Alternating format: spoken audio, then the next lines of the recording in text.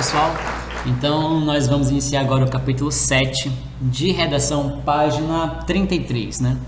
Vamos iniciar aqui com o uso eficiente dos textos de apoio. Então, como vocês sabem, uma prova que vai pedir qualquer texto dissertativo, ele vai apresentar ali 1, 2, 3, chamado uma coletânea, né, de textos que vão te apoiar a construção do teu texto dissertativo, beleza? Agora a grande questão é fazer um uso eficiente deste texto de apoio. Então aqui esse capítulo ele vai nos apresentar algumas formas de utilizar e como não utilizar esse mesmo texto, né? Como que é possível, como que isso é avaliado, em qual competência que você pode perder pontos caso você não faça o uso devido ou faça o uso indevido, tudo bem? Então vamos lá. É comum nas propostas de redação disponibilizarem uma coletânea de texto, como eu falei, texto de apoio, beleza. Aqui no outro parágrafo fala o seguinte: vale ressaltar que somente faz sentido utilizar as informações dos textos de apoio se houver, por parte do candidato, contribuições de pensamentos autorais. Simplesmente reproduzir as informações disponíveis ou parafraseá-las configura inadequação à proposta, conforme os critérios de desempenho da competência 2. Portanto, o candidato será penalizado na avaliação de sua redação. O que acontece?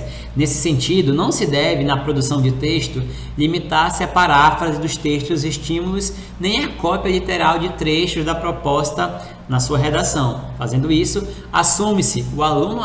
o candidato assume que não tem autonomia para desenvolver um tema.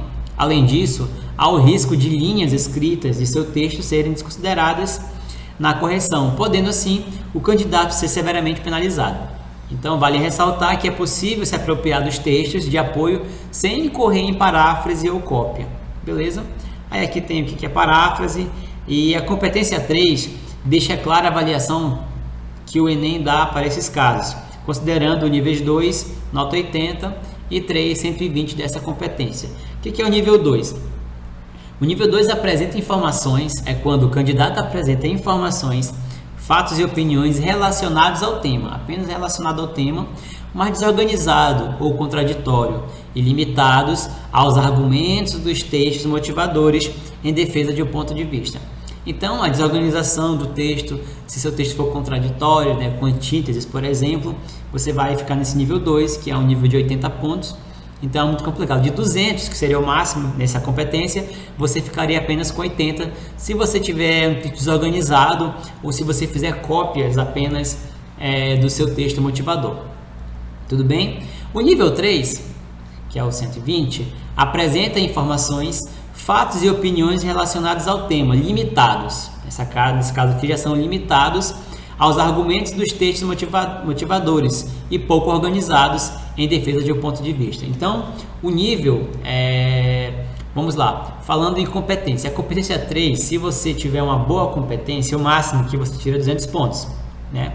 Então, isso vai reduzindo até chegar a esse nível 3 de 120 e o nível 2 de 80 pontos.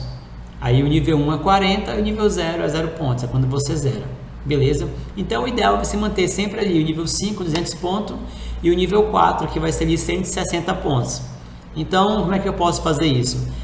Eu vou ter lá o meu texto motivador, eu vou observá-lo, vou pegar ali tipo uma ideia do que eu posso escrever sobre eu desenvolver aquele tema, sobre os meus pensamentos, as minhas opiniões. É claro que eu posso, por exemplo, citar um autor, alguma coisa que esteve presente naquele texto motivador.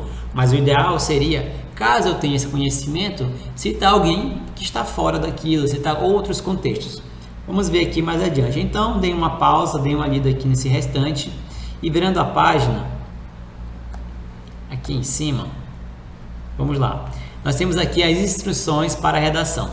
Então, nós já estamos cansados de ver isso, mas é sempre bom estar relendo para não esquecermos, e às vezes conseguimos algumas ideias diferentes, porque escrever um bom texto, tem um autor que eu utilizo muito ele na questão de produção textual, de redações, é o Odenildo Senna. Ele fala que escrever um bom texto não tem uma receita específica para isso. Por exemplo, como se fosse um bolo.